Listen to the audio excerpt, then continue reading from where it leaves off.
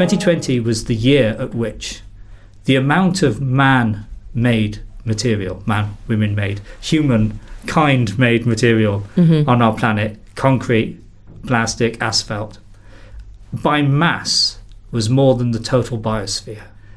I do quite a lot of communicating to the public, and I once said to somebody who was saying, well, what does it really matter? And I said, it really boils down to whether you want to be able to kick a football around with your grandchildren in the back garden. That is a big assumption, Ian. That's huge. I don't want to put it out there, but, fundamental Where's your evidence? Where's your evidence, Ian? I hope politicians don't listen to this, because they are going to run with that.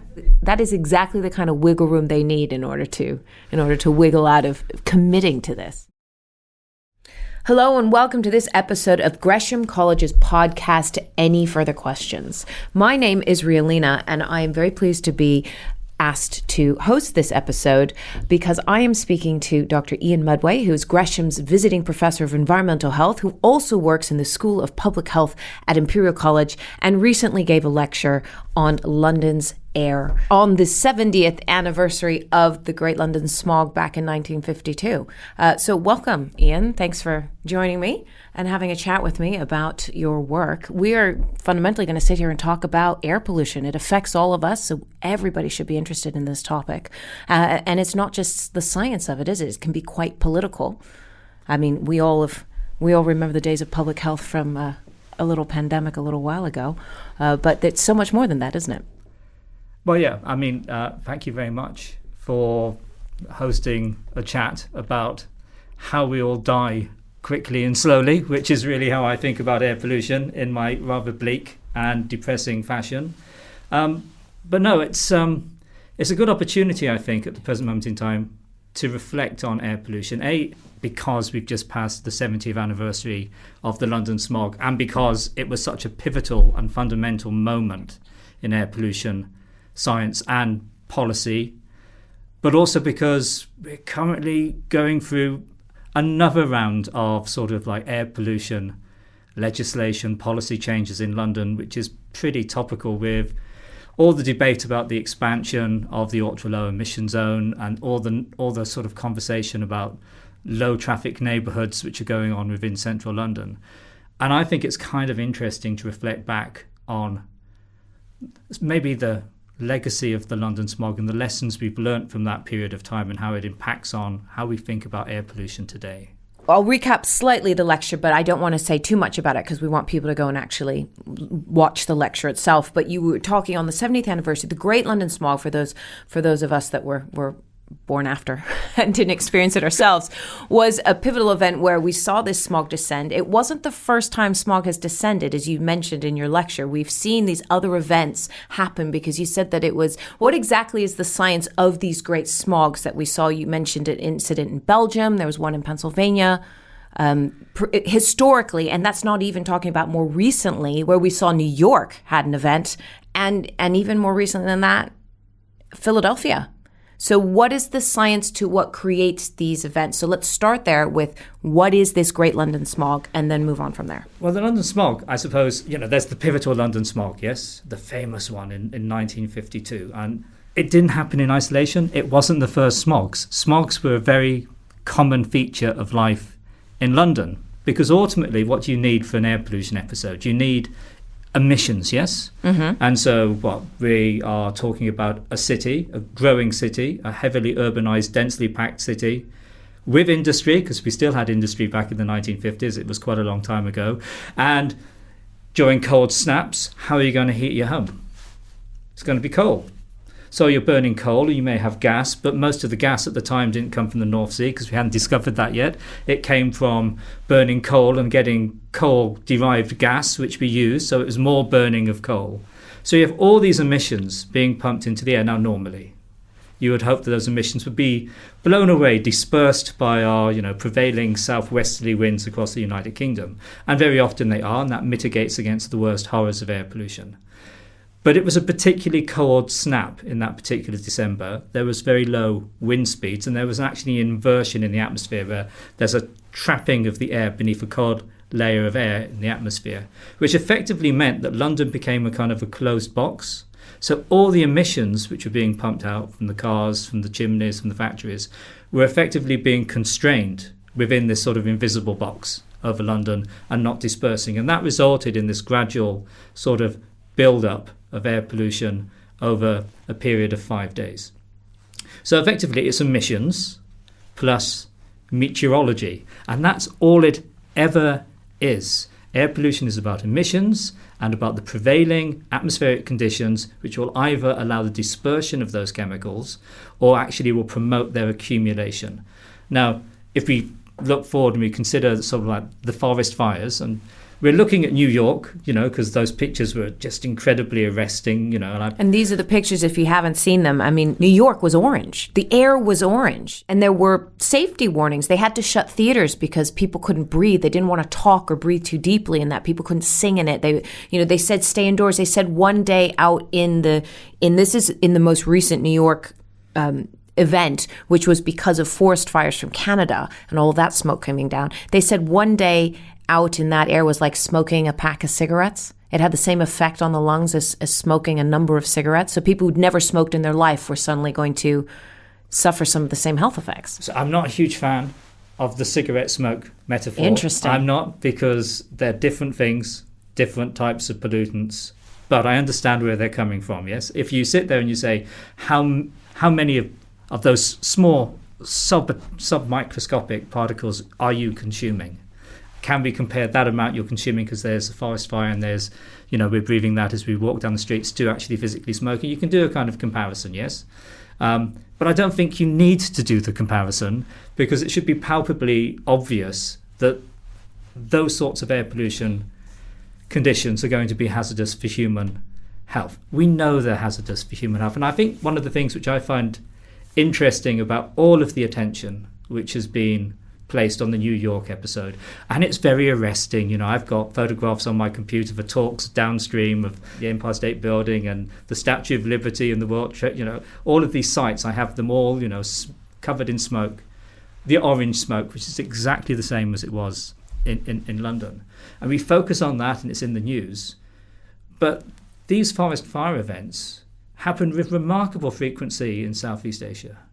They have episodes like this the whole time in Indonesia, Malaysia, sort of Vietnam, Thailand, yes? And they get much less attention, and yet very often they're even worse than the exposures in New York.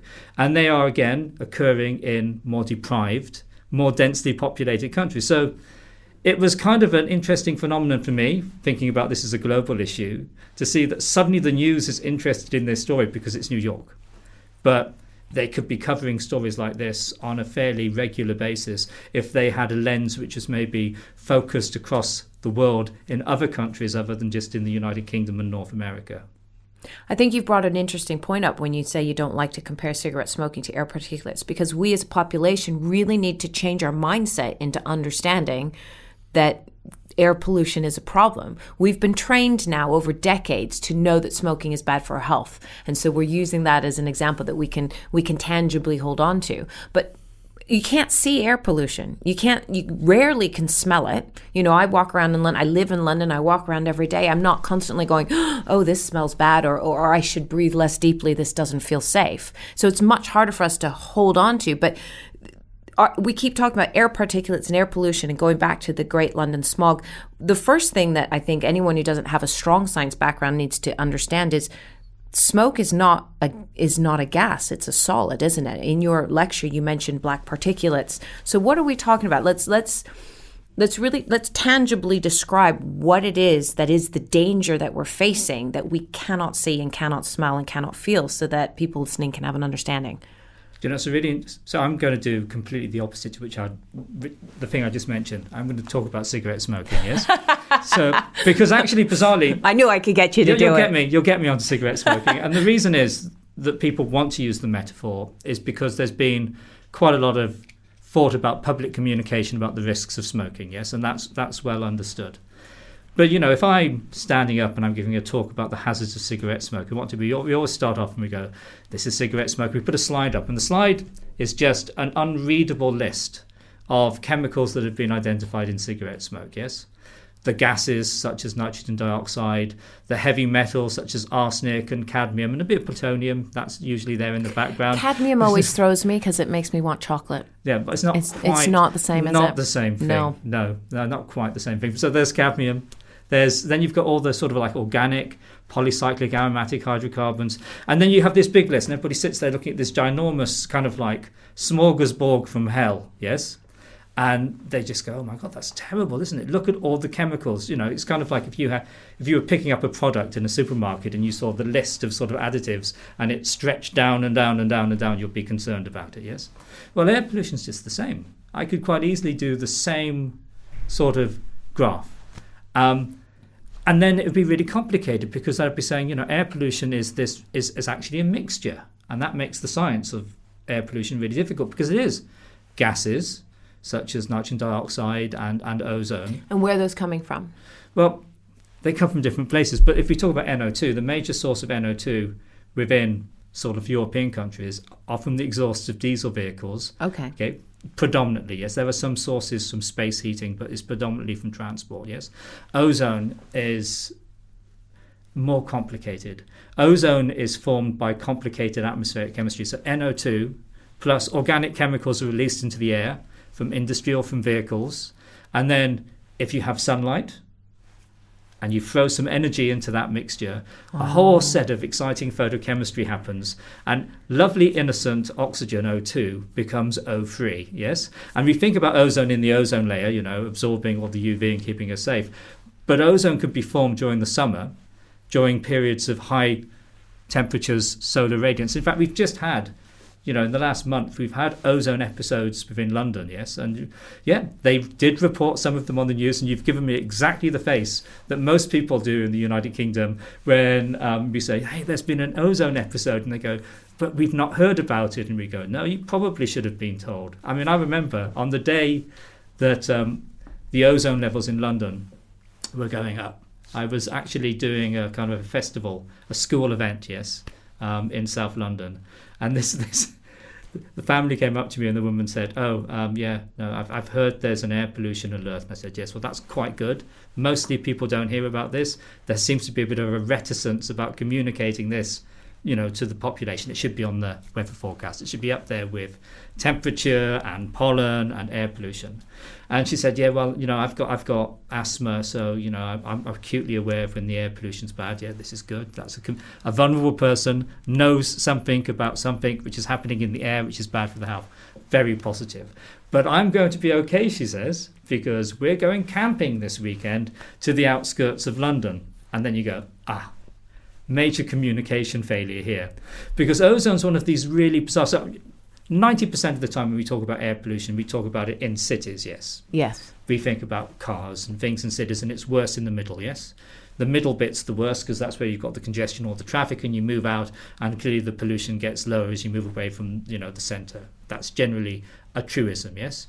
But ozone needs to be cooked in the atmosphere. So what happens is the emissions are high of the precursors in the centre.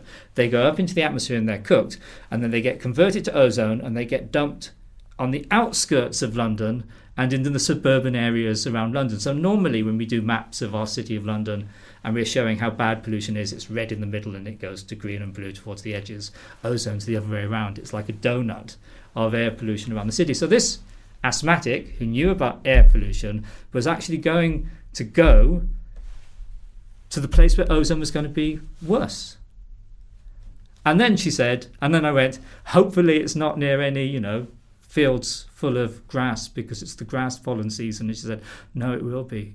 So here we have an individual escaping the city to avoid the air pollution during an air pollution episode, not very well communicated, going to an area which is going to put them at more harm than good. Well, I'm gripped. Did she make it? I mean, I think our listeners want to know. Please tell me she got back from that trip. I'm sure she made it. Great. I'm sure she made it. But that's just the gases, because then you have the particles, yes? Right. But what's a particle? I mean, we talk about particulate matter. That's the word we throw out all the time. We say it's PM10 or it's PM2.5, and people look at you as though you're just entirely mad. That's the expression they give us. And, right. I mean, well, it sounds like a scale. So I assume PM10 is PM10 worse than PM2.5? Oh, that's an interesting question, is it? So PM, it's just size. So PM10, it's size, so they're bigger. So PM10 means that on average, they have a diameter of 10 microns in the air, on average.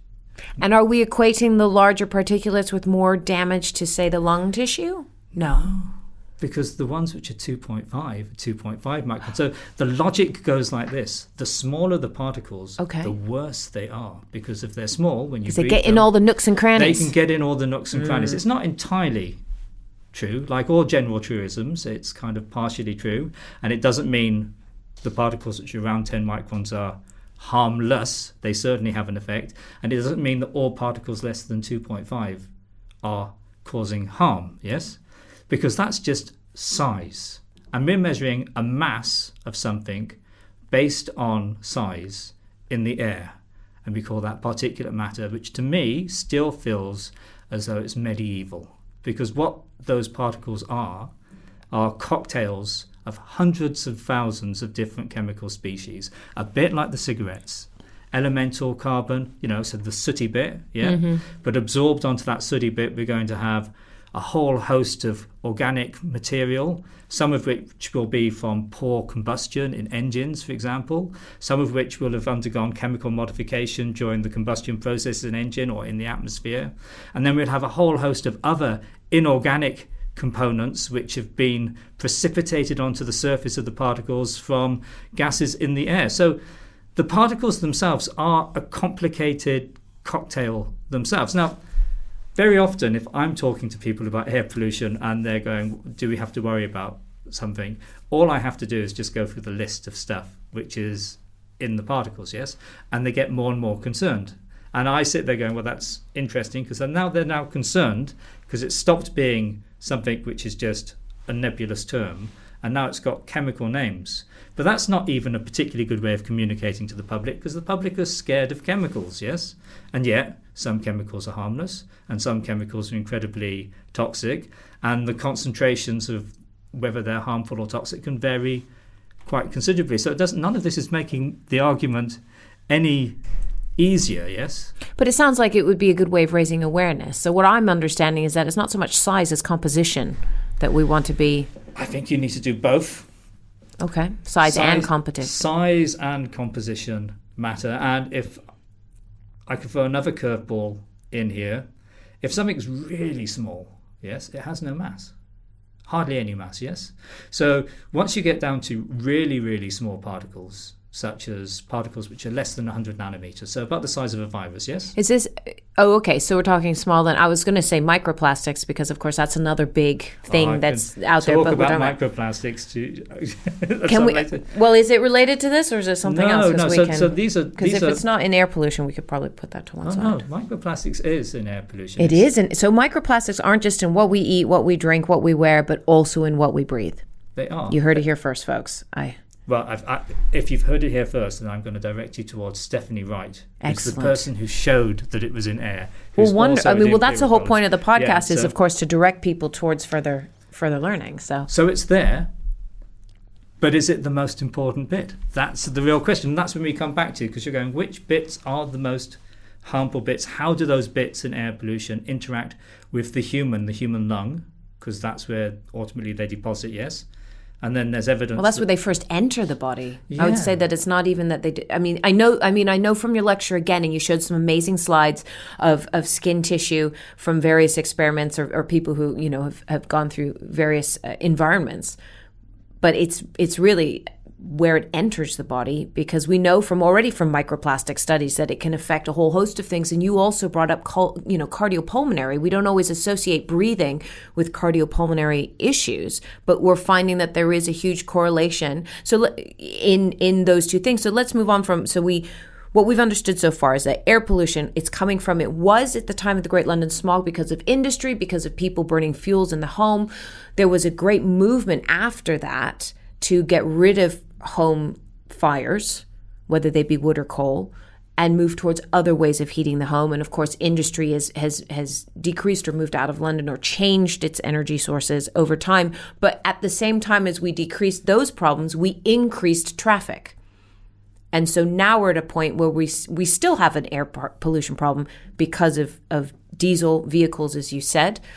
So let's focus a little bit on the human health of this. What does that mean now for people living? And we'll have people listening who aren't just in London. So this isn't just a London problem, is it? This is a... No, it's a global... I mean, one of the interesting things about the research on air pollution and health is, to be frank, science is only good science if it can be replicated, yes? True.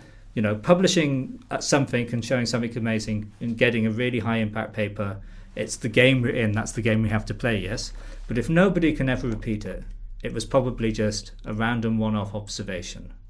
The thing about the evidence looking at air pollution and its impact on human health is how coherent it is across time and across the world's geographical areas, yes? It's very, very consistent. And that means, and that partly contributes to these really large numbers which are published and spoken about the burden of sort of air pollution on the global population. So, the WHO estimates that we have between 7 to 8 million premature deaths each year, which are linked to breathing unsafe levels of air, both indoors and outdoors. 7 to 8 million people. And that's not just because of these one-off events, is it? It's not because of the New York smog or the London smog.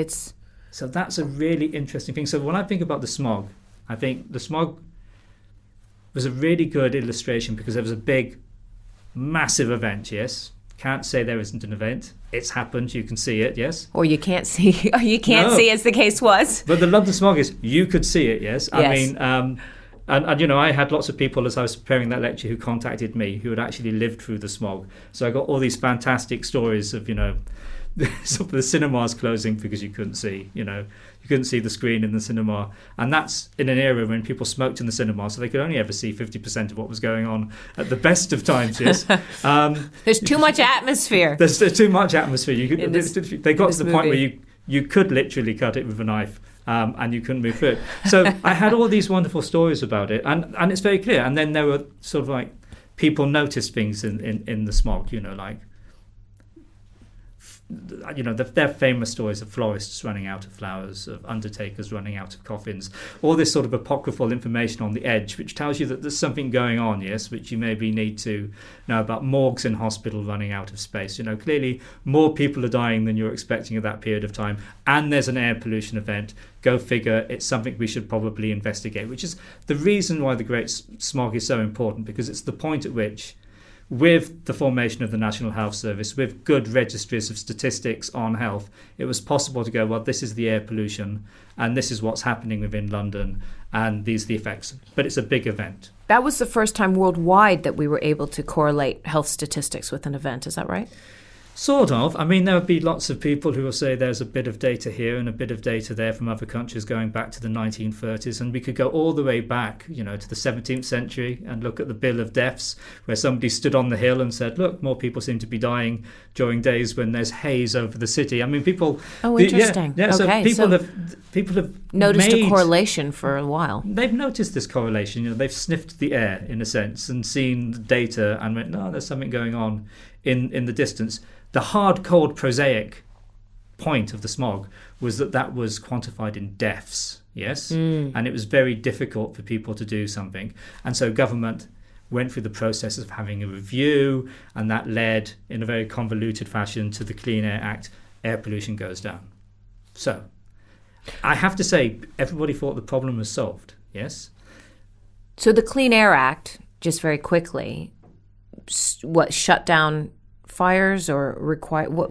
It's an interesting piece of legislation because it's a bit like, it kind of basically banned the burning of coal. Okay. For heating in central London. It mandated that the power stations which were in central London, Battersea Power Station and Bankside Power Station, closed down, and that electrical generation was moved outside of the city. There was the philosophy that we needed to burn cleaner fuels, and we needed to separate the population from the sources of energy generation which were polluting, which sounds tremendously insightful as a way of reducing exposures, apart from the fact that those were the same recommendations that John Evelyn made in Fumificaum in the 17th century. So, this is what I always keep on saying. The thing about air pollution, it's got quite a long history, and we've kind of known what to do about air pollution for a very, very long time.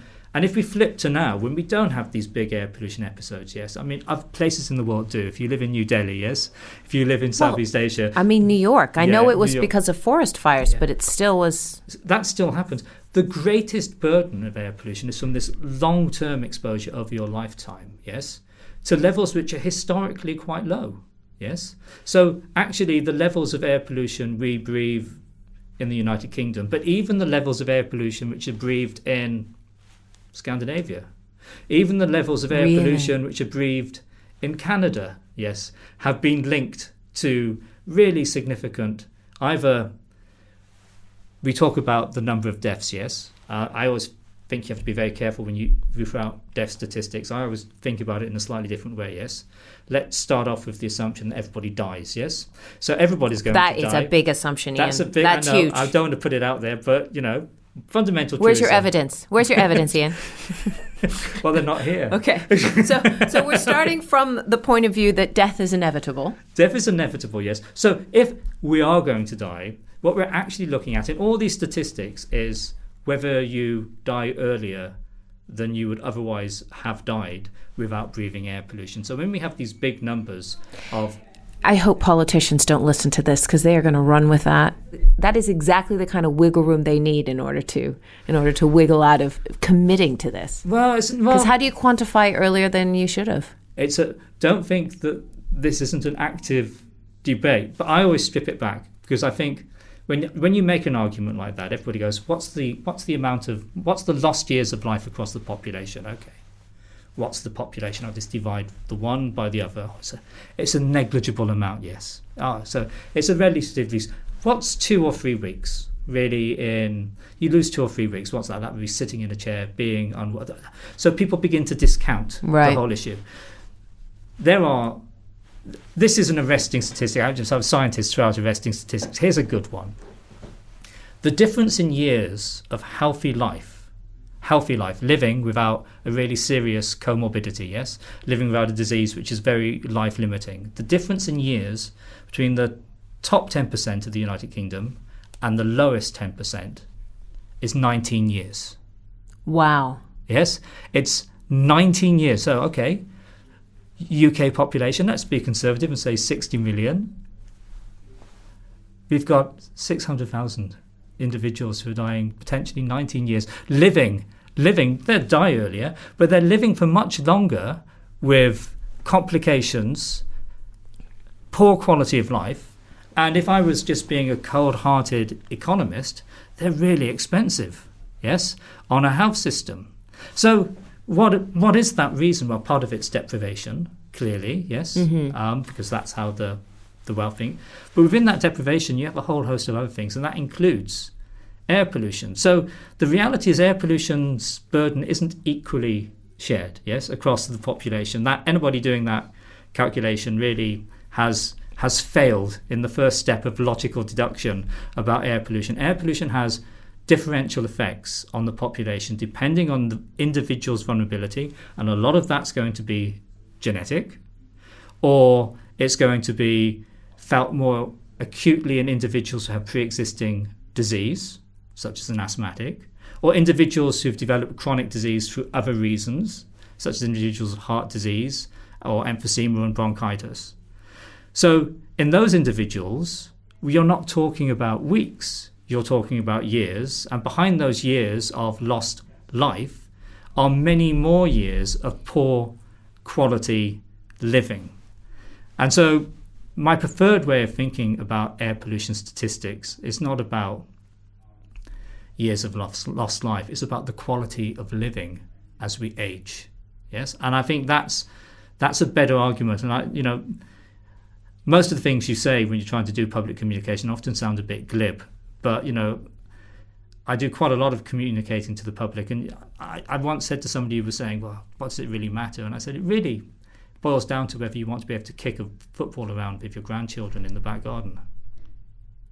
Yeah, it's something as simple as that, about thinking in the here and now when you're in your middle age, or maybe you're in your 20s through to middle age, where you feel bulletproof, yes, and none of the stuff around you seems to have an impact on your health. It's casting your eye forward to what your life will be as you age. And we are rubbish at doing that as a society. We don't have that kind of memento mori sort of philosophy which previous generations had. We don't think about our death, therefore we don't think about our years as we decline towards old age, and we don't think about the consequences of our lifestyles, including the air we breathe on those processes. So buried within those statistics, most of the individuals who are dying early are dying of cardiovascular disease, which we can link directly to air pollution. And it's not amongst just other, because I know, I mean, people will go, but what about other lifestyle choices? But of course, that's been adjusted for. That's been adjusted for, and I'd go further than that. So, I mean, often when we talk about air pollution, we end up talking about epidemiological studies of association, yes? Mm-hmm. And I think what's happened over the last 10 years, and it's a good thing, is that the general public have become quite critical about things which simply show associations.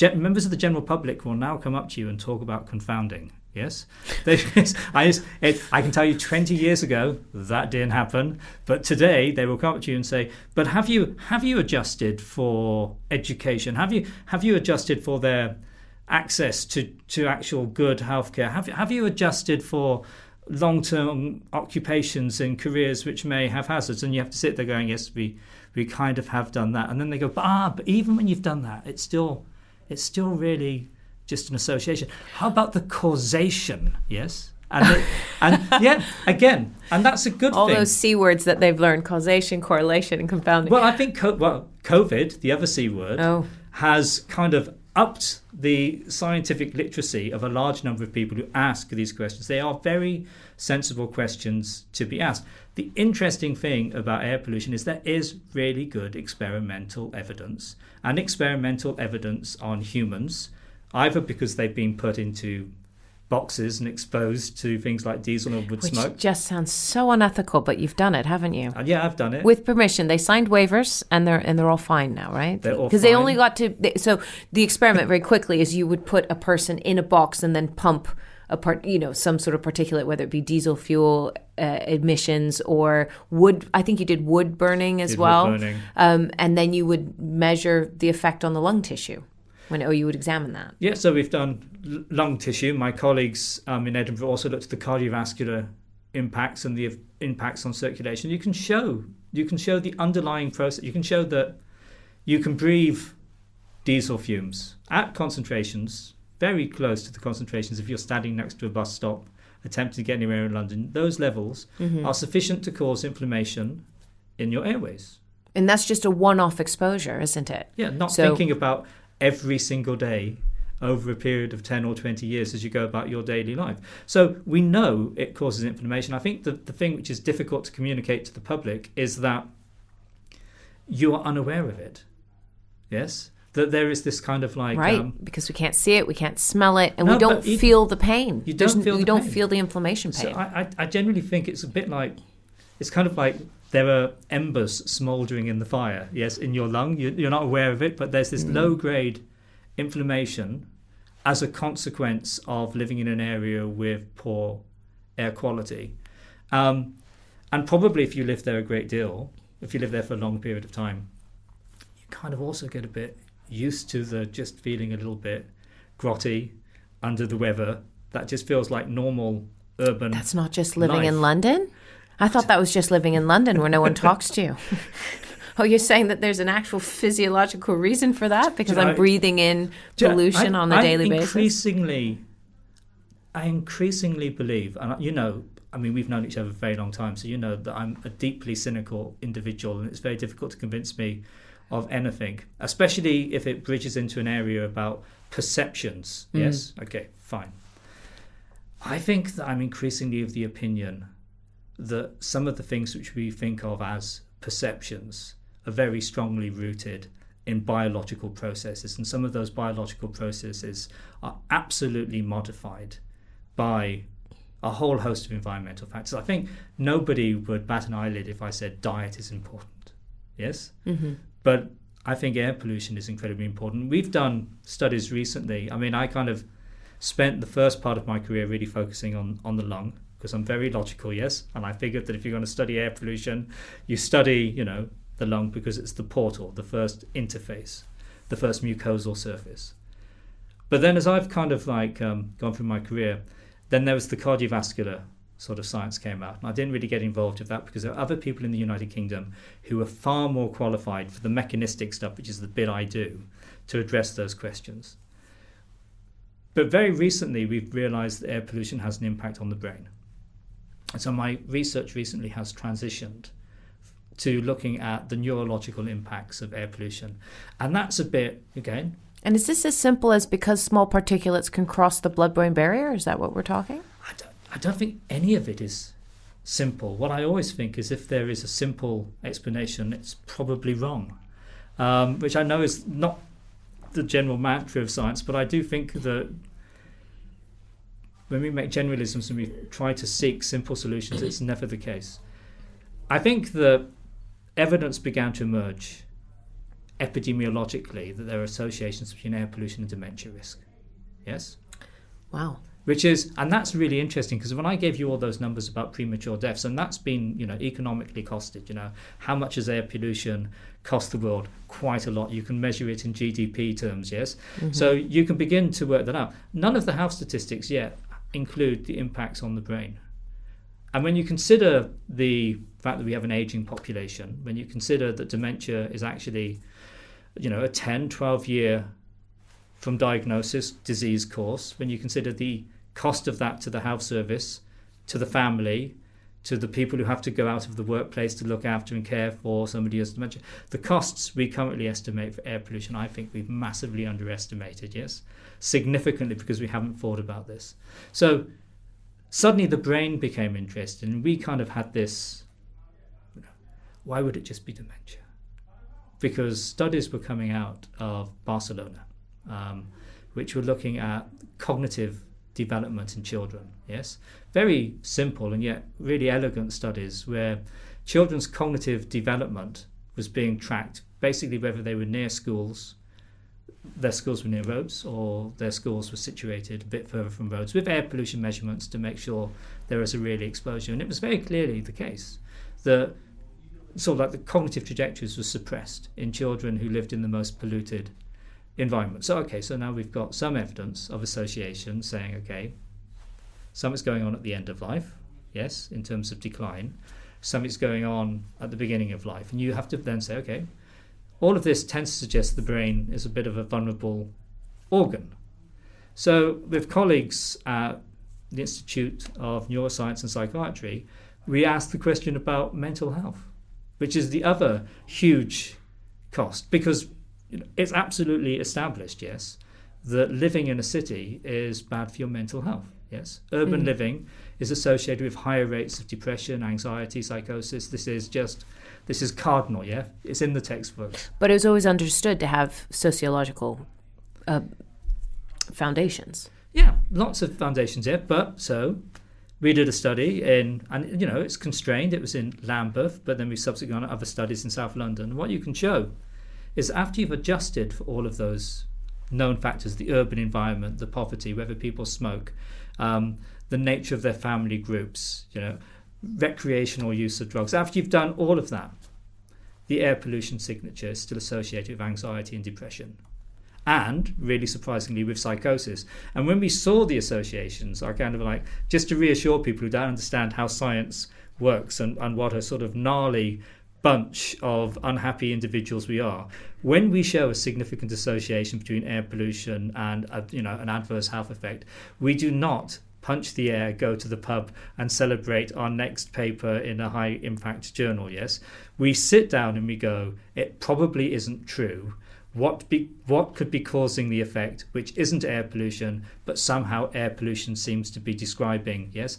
Is air pollution acting as a proxy for something about the urban environment we haven't really captured before. And we spent ages trying to make those associations disappear, and they didn't.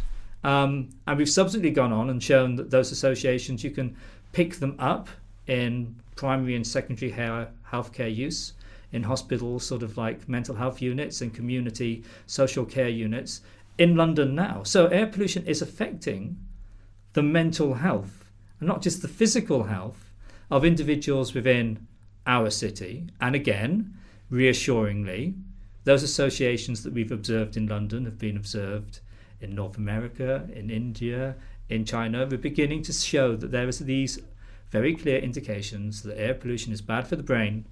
And I'm going to throw in a terrible term, but it's an air pollution term, from the womb to the tomb, essentially, yes? The whole life course. We are vulnerable. The how question is the good one. So there are people, and there is really good evidence. And this, again, is a fantastic story, because I could say we became interested in the impacts of air pollution on the brain about 15 years ago. Okay. But that would ignore the fact that in Mexico City, they'd been doing some really great work on stray dogs, yes? And in stray dogs, they'd been because of course Mexico City wasn't it at one point the most polluted city? It's way up there. You know, if there was the top trumps set of pollution, you'd have Mexico City in the mix. Although you would want the Indian cities as your top cards. You know, they outperform all other cities in terms of air pollution. I would have had Hong Kong on a cloudy day. Is that what does that get me? Is that lower down? It's not even there. You know? Really? I think okay. Last time I looked, 20 of the world's most polluted cities were in India. Oh, gosh. Because it's still quite industrialized, isn't it, India? Exactly. Okay, so we're looking at stray dogs in Mexico City. So they had stray dogs, and obviously in Mexico, stray dogs get taken to the pound and they're killed, yes? And so they did autopsies on the animals, yes, to see, and they did autopsies on the animals which lived in the most polluted areas of Mexico City and in animals which lived in other areas of Mexico, in other sort of more rural areas. Mm-hmm. And they could find particles in the brain of the dogs, and they could find evidence that the particles in the brain were associated with neuronal injury and maybe some early indications of the sort of things we see in the brain when there's sort of like some neurodegeneration occurring. And that research has been there for a really, really, really long time, yes? And it kind of now has been reflected back on. Now, so bizarrely, this is one of those things where the concern from a sort of like core basic science was there before the associations were really picked up on, yes? But ignored, and partially ignored, I think, because it was research from Mexico City and it wasn't research from a prestigious UK, European, North American thing, but a really good lesson. So that group then went on and did very similar studies in human brains from individuals who had either died of dementia and donated their brains to medical research, or accident victims who had their brains assessed as a consequence of their general autopsy. And again, you can show particles in the brain, and that's then been followed up by very sophisticated microscopy techniques in the United Kingdom, working with the Mexicans, not by me, but by a colleague in the University of Lancaster called Barbara Mayer, who has identified particles in the brain. Now, again, I'm a gnarly old scientist, so if you say, here's a particle in the brain, I go, prove to me that it's a particle from the outside world and prove to me that it's associated with an adverse effect. So she actually did really detailed electron microscopy and looked at the surface and the composition of the particles within the actual brain tissue. And the particles are the type that can only be generated during high temperature combustion processes. So they're not such as a car engine. Such as a car engine, yeah. Mm-hmm. So clearly, particles can get to the brain, yes? Do they drive the effect? I'm still pretty agnostic about it, but I think what Barbara Mayer would say, and it's a really good argument, she would say, if you look in the brain, you find tens, hundreds of thousands of these particles of people who live in urban environments. Is it likely they are there without having any effect at all? And at the back of my voice, I'm always going, they may have an effect, but is it the major effect? And the reason for that is, I wonder, and this is my bias, because scientists always full of their own biases, but at least we test them, yes, to see if they're true or not. My bias is that you don't necessarily need to have the particles there. We know that air pollution is associated with cardiovascular disease, yes, and we know that it causes inflammation in the lung and in the circulation. And we know that cardiovascular disease and stroke is already a risk factor for an increased rate of dementia, yes, a significant risk factor. So simply the impact of air pollution on the system and on the cardiovascular system itself over the long term might have secondary impacts on the brain, which increase the risk of dementia. And as all these things, you can set this up as I think it's particles in the brain, and I could say I think it's long-term complications from sort of vascular disease. And of course, the reality is it's both, probably, yes, overlapping in certain extents with different influences in different people, depending on whether they are more prone to cardiovascular disease or potentially they have a leakier blood-brain barrier. So just to summarize quickly, so we know the sociological effects that the air pollution has. We see it in children all the way up through into adults. We're seeing this is having an effect over an entire lifespan, which then, of course, has economic consequences in terms of, especially in our country where we have a national health system that is then supporting all of these exacerbated health conditions, whether we can draw a direct link to it from particulates in the brain or whether we think it's just there's an association. They don't help. That's what we know. They don't help, and it's costing us money. So let's look at the politics of it, because there is an argument happening right now in London regarding the ULEZ, which is the ultra low emission zone, and certain councils are fighting the mayor of London in court against him extending this zone for a myriad of reasons. But let's talk about ULEZ in the first place and why that was brought in. We have a congestion zone in London right in the middle. We have an extended ULEZ area in which you need to either, if you have a high emissions vehicle, you need to pay to enter it. And obviously, if you have an electric vehicle or a low emissions vehicle, you can drive in it for free. Well, let's start with the first question. Has the congestion zone and the ULEZ helped? Is there scientific evidence that this was a politically good decision before we even get into extending it? I'd even take it one step backwards. Okay. Yes, before we even get to whether the implementation, I call them clean air zones, because there are lots of clean air zones all over the world, yes, in cities all over the place. And the debates... I think there's a town in Spain that just banned cars completely. Yeah, that went down well. And but so did the air pollution. So look, I can, because of my job, I can bang on for hours about the bad things that breathing air pollution does to your health, yes? And I can do that with a clean conscience because I've seen the data. The data is very robust, yes? But reassuringly, where things have happened which have reduced air pollution, you can show health benefits, yes? So a classic example of this would be in Southern California. So the Californian Air Quality Board were pretty tough in regulating emissions and improving air quality in California through the 90s, early 2000s, 2010s. So air pollution fell. And that occurred during a period where there were a series of studies on children's respiratory health in the Children's Health Studies in California. And what those studies showed was that there was an association between breathing poor air and having stunted lung development. Yes? Mm-hmm. So that's really where that piece of evidence that actually air pollution impacts lung growth in children comes from. But they didn't do it once. They had kind of like 4 waves of what we call longitudinal cohorts, yes? Large groups of children followed over consecutive years across time. And those waves of studies effectively were, each time they did them, the air pollution was better. And what you can show in the Children's Health Study is that as the air pollution decreases, the number of children with clinically small lungs falls. The association between air quality and poor lung growth diminishes.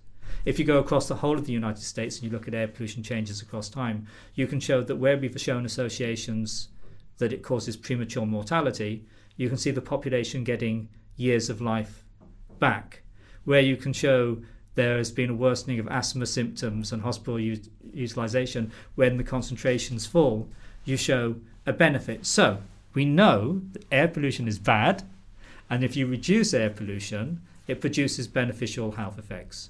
The next question is a simple one. How do you achieve it? Yes? Because as time goes on and the concentrations get lower, it becomes a more difficult task, yes?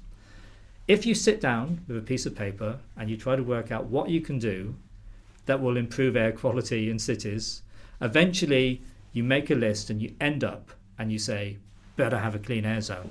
We've got to do something, yes, about the emissions, and we've got to be pretty bold about this. We've got to make sure that if we have a clean emission zone, we're targeting as many vehicles as we possibly can. And then there are many ways in which you can have a clean air zone, yes? You could, for example, ban the entry of all diesel vehicles into the centre of a city.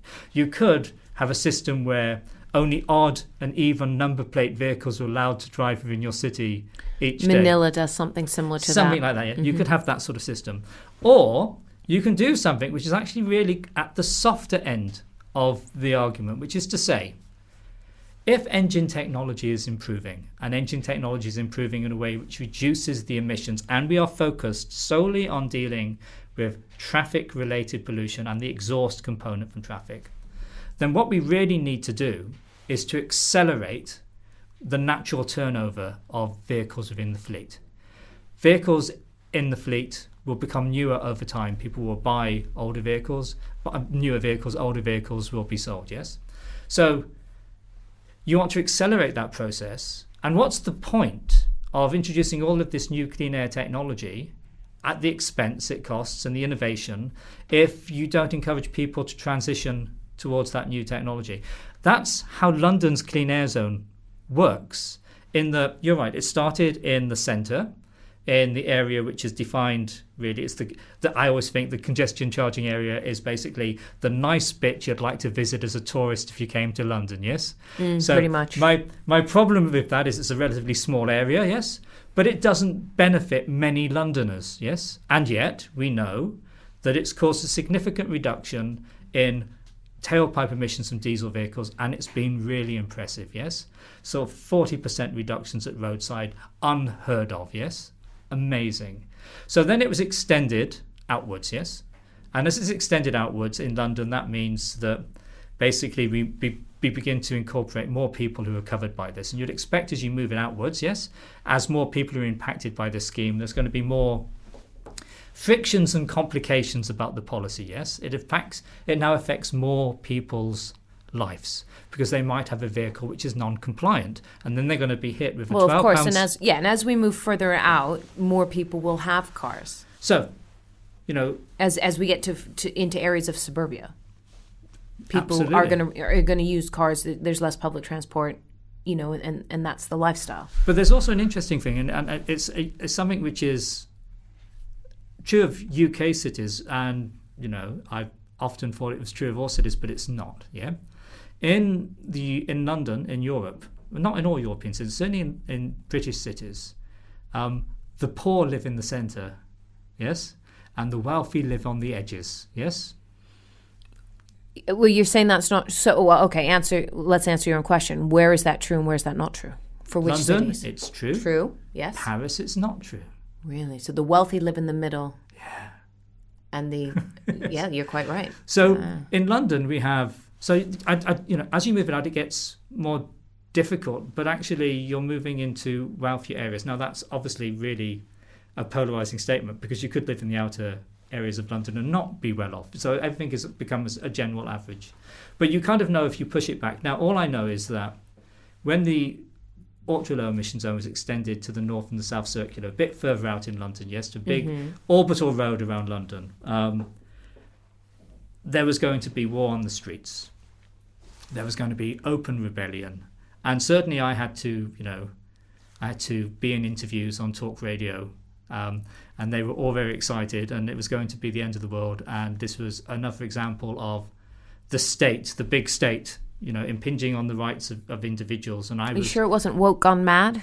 They love that. Probably could have been. I mean, I may be part of that intellectual woke blob. I suspect that's how I'm potentially viewed sometimes. But that's not the issue, because all I really wanted to do was to keep on saying there is this policy. The motivation for this policy is to improve the public's health. Now, I'm not saying... Which is a right, isn't it, under the UN? They made that a right It's recently. Absolutely a right under the UN that we have a human right under the UN charters to clean air. We still don't have that enshrined in UK legislation, which we absolutely have to have enshrined in legislation. It's a great sadness to me that there was a private members bill going through Parliament at the beginning of this year, the Clean Air Act, the new Clean Air Act, and part of that was to actually enshrine the right to clean air as a sort of human right, as a legislative right, yes. And that would have resulted in any sort of plan, any infrastructure plan would have had to be asked the question, what will it do to air quality? Will it make things worse again? And it would have affected the way we did anything. But no, we don't have. And what happened to that clean air? Well, it was in one of the ballots. So, lots of private member bills go forward, and those private member bills then have to accrue support. It went through the House of Lords. Okay. Made it to where it was taken by a Green MP known as Jenny Jones. Yes. And then it was taken up by Caroline Lucas, the Green Party, when it went to the House of Commons, and it didn't get enough votes. But for me, and I live just as a disclaimer, yes, I live in the centre of London, yes, so I live in probably one of the most polluted bits. I live within an area which is covered by the ultra-low emission zone. I live in a borough with significant air pollution problems because I live in the central London boroughs. I was really surprised that many of our MPs who are central London MPs didn't put their name forward on the ballot to support that piece of legislation. I found it disappointing because it was a piece of legislation which was evidence-based and was attempting to put into a legislative framework laws which were governed by the best science which was available at the time. And I do understand that that's all that science can do. All science can do is take evidence to the policymakers, and then they must do with it as they will. But it was a shame that it didn't go forward. Just for us, I think it has a second reading at the end of this year. But it's 12 months. So for me, it's always a ticking clock. Because we know that air pollution is doing harm now.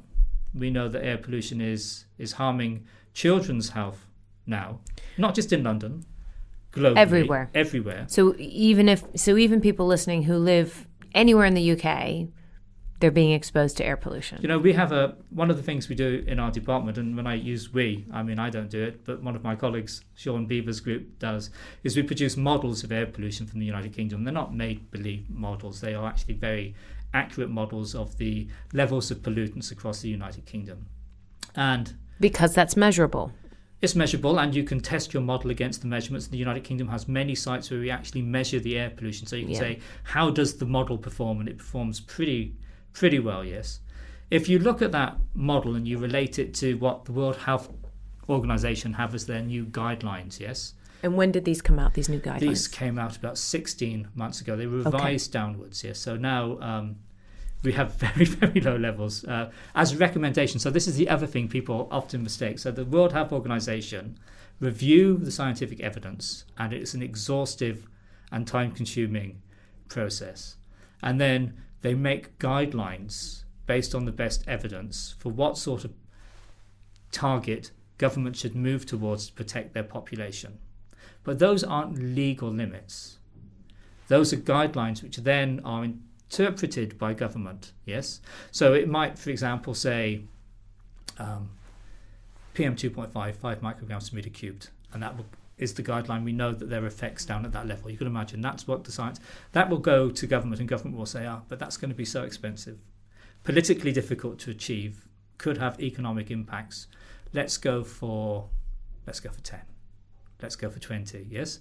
So that becomes the legal limit, but the legal limit is informed by the science, and I always think it's then... But not dictated by... Not dictated by science, and then there's a sort of kind of like a real politic titration which goes on. And for me, that titration and the extent to which the balance between how you weight economic considerations versus public health considerations, Personally, because of my background, I think you should weigh it on the public health considerations, yes? Well, especially since we've proven already just by sitting here that over time, if we improve public health, we're reducing economic cost of the health system, but aren't we? It's such a complicated calculus for government, yes? Because we are saving long-term costs accumulating in society, and they think about costs in 5-year cycles, yes?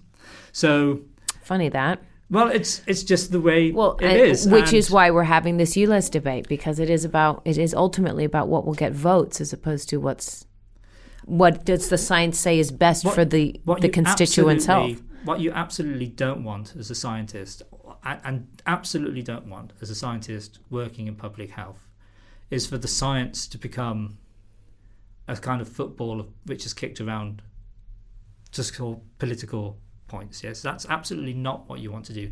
You kind of want the debates to be quite cold, quite prosaic, quite absolutely fundamentally driven by empirical evidence. It's how we work. It's certainly how my brain works. And I worry at the present moment in time, as our world has become more polarized, yes, in terms of the views people hold, people have begun to place the science, and especially environmental and public health science, in one camp. So it's been placed into a political space in people's minds, when actually it's incredibly agnostic, I mean, and I'm quite open. Many of the people, you could imagine saying, I believe that people centre-left care about this, and people centre-right care progressively less about this. And that would be a kind of like a spectrum to do with the size of the state influence, the value of the economy, capitalism versus a whole host. You can imagine that exists. But I have spoken to politicians across the spectrum, and I can tell you that it doesn't work that way, yes? There are Conservatives who are absolutely committed to improving air quality. There are people who you would think would be absolutely 100% for improving air quality from the other side, who have concerns that it distracts away. It's a distraction from discussions about poverty and social disadvantage. Yes, so I think, although as we've discussed here, they are linked. They are absolutely. Linked. I think I would like people to see the science as just sitting in the middle for people to use, and then we kind of hope that people will use it sensibly. And the science, of course, is peer reviewed. The science has already had, for people who don't know what peer review is when you sort of like take your science, you send it to be reviewed, and it's kicked to pieces. It is not. It is not. I don't know. We've all had that done to our work. I think there's this perception that somehow you write your paper and it goes to the journal and everybody slapped each other on the back and you get sent a letter saying that was marvellous. We couldn't have done it any better ourselves. It's not like Never that at all. That way. It's scientists are quite good, you see, at dealing with trolling on social media, because that's part of our job. That's what peer review is, to be trolled by your own peers. It's so true. So it gets kicked around, and so when I remember it's the story of a scientist who she submitted her paper, and one of the comments that came back was, "I don't think you've understand so and so's work, and you should look into it. She was so and so."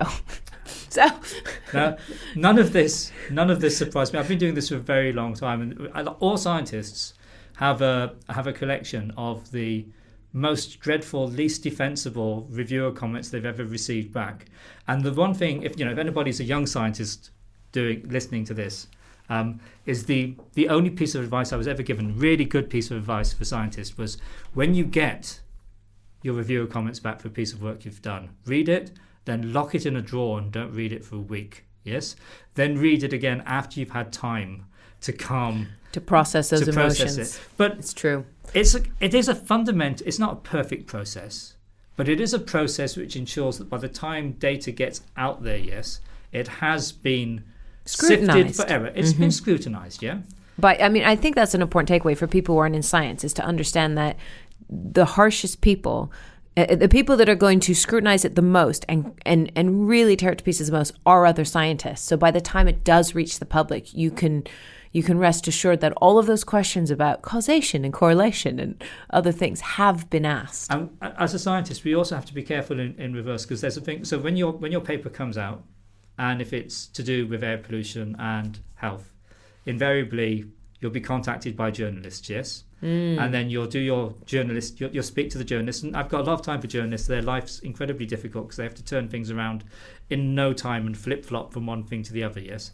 They never write exactly what you wanted them to write. And you always sit there with your hands and you're going, what have they said? Oh my goodness, that's not quite what I meant. And I've learnt over time not to worry about it because people forget, and as long as the generalisms are correct, I'm quite happy with it. But once it's put out there, then you get the comments coming back at you, which of, this is stupid, why haven't you considered this? This is very naive, why haven't you considered this? And it's difficult. And I have to just warn you, if you've ever been one of the people who've sent one of those messages to a scientist and got a really snarky reply back from the scientist, just bear in mind that this has been through probably the most torturous 12-month period of peer review, probably, yes? And you're asking them whether they've considered something, and they are likely to be a bit snarky. We have to learn not to be snarky and realise you've entered the next chamber of critique, yes? We've been critiqued by our peers, now we're going to be critiqued by the public, and it can be as valuable, often actually, to be honest, sometimes even more valuable than the scientific critique we get during peer review. But we do have to respond to it well and not just be all kind of spiky because we disagree with people and we don't like being told that we don't know what we're doing when we kind of do. Okay, final question, just to sum all this up, because we've been talking about big themes, we've been talking about global issues, political solutions, but for the individual listening, other than going and watching your lecture, because it's brilliant and I highly recommend it, what can the individual do to help with this? Because I'm walking around going, short of a gas mask, what can I do to improve my own health or decrease my exposure to air pollution and help decrease my impact on the environment in terms of my contribution to air pollution? It's at a number of levels. The first thing is educate yourself. That's why Gresham's really important, yes? And things like Gresham, they are a portal that people can dip into and dip out of to educate themselves across a whole range of topics. Educate yourself. And then, having educated yourself, if you look at it and your jaw has dropped because you've suddenly seen what the science is saying and you're going, there's a mismatch between something which looks as though it's a really big existential threat. It could be climate change, it could be air pollution, it could be biodiversity loss, and what we're doing about it, then I would encourage you to get angry and to use your democratic voice, yes? To ask people to do something about the things you care about. That's number one, yes? And I think sometimes we back away from saying that if you have a strong view about something, you as a citizen have the right to take the evidence to your representative and put it in front of them and ask them to represent your concerns about an issue. I think that's fundamental, but do the due diligence, do the research, understand the topic yourself. Then I think you move into slightly different areas, and the answers aren't simple because it depends where you live. I live in central London. I no longer have a car. I don't need a car. I live in central London. I've got fantastic transport links. That's not going to be the same as we move further and further out of London. But there are issues around the nature of car ownership, how often you use your car, for what length of journeys you use your car, whether you end up... One of the things we have in London, which is quite surprising, is the number of multi-car owning households, yes? Which means that one household can have 2 or 3 vehicles, which, mostly spend their time parked outside because everybody's terrorized, within my city at least, of driving their car because they'll never be able to park ever again. So you can do things like that. If you can do it, it's a completely different... If you live in the countryside, yes, and you don't have a car, you are socially isolated in the United Kingdom, yes. Our network, public transport network, is insufficient. But then I think, again, use your democratic voice to lobby government to improve transport infrastructure, yes? And it's not going to happen quickly, but those are proactive things you can do. I worry a little bit about telling people, although I do it, to look at the maps All cities will have an air pollution map. We have one for London. Other ones are available. You can look at that, see where the air pollution is highest. You can plan where you want to be in the city, how you want to move around the city to reduce your exposures, yes?